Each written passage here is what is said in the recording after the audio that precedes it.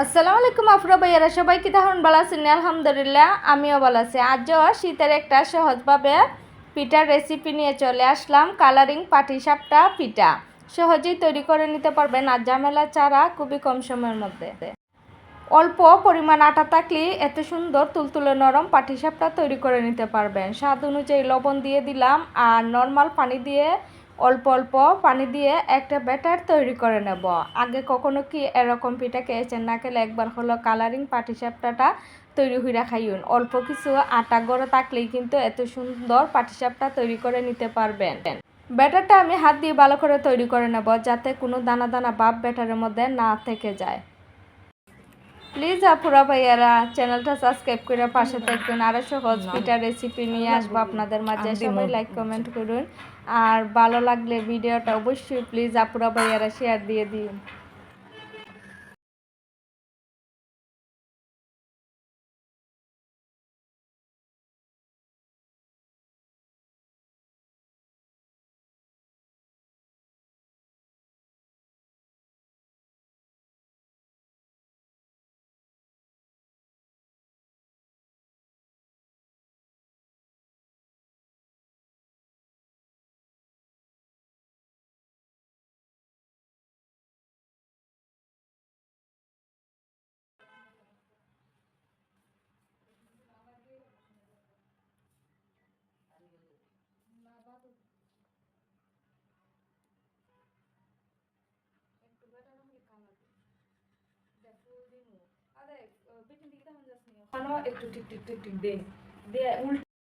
আমি এই ব্যাটার থেকে অল্প একটু পরিমাণ ব্যাটার অন্য একটা বাটিতে নিয়ে নেব। নিয়ে ড্রাগনের যে কালারটা, ফুড কালারটা আছে, সেটা মিশিয়ে নেব। ব্যাটারের লগে মিশিয়ে নিয়ে একটা কালারিং ব্যাটার তৈরি করে নেব।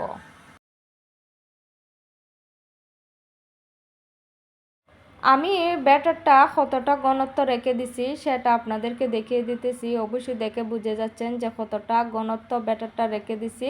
5 মিনিটের জন্য ব্যাটারটাকে রেস্টে রেখে দেবেন। চুলাতে কড়াই বসে কড়াইটা গরম করে নিছি। গরম করে নেওয়ার পরে ব্রাশ দিয়ে তেলটা কড়াইয়ের মধ্যে ব্রাশ করে নিতেছি। নেওয়ার পরে যে অল্প কালারিং ব্যাটারটা রেখেছিলাম সেটা একটা চামচ দিয়ে গোল গোল ছোটো ছোটো বল দিয়ে দেব কড়াইয়ের মধ্যে।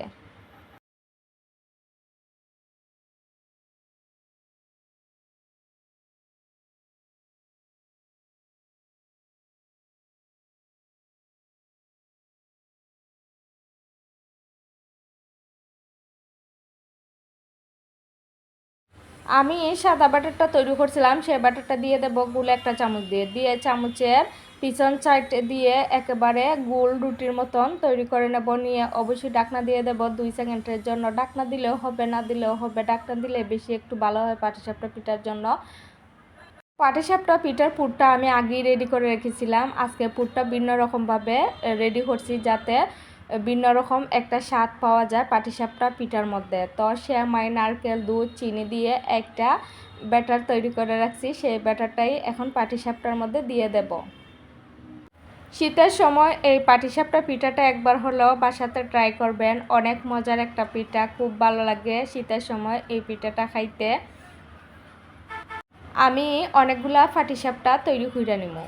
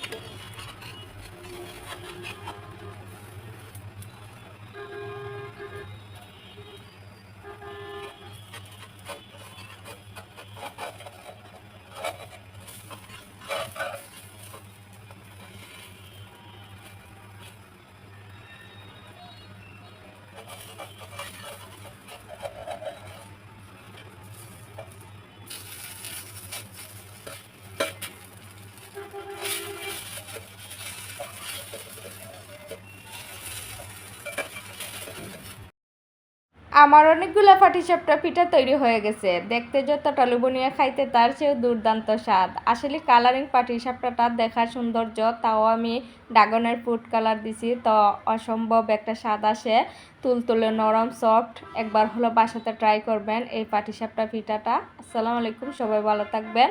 অন্য আরেকটা সহজভাবে শীতের পিঠার রেসিপি নিয়ে চলে আসবো আপনাদের মাঝে। সবাই ভালো থাকবেন, সবাই সুস্থ থাকবেন, সবার জন্য অনেক ভালোবাসা ও দোয়া রইল। আল্লাহ হাফেজ।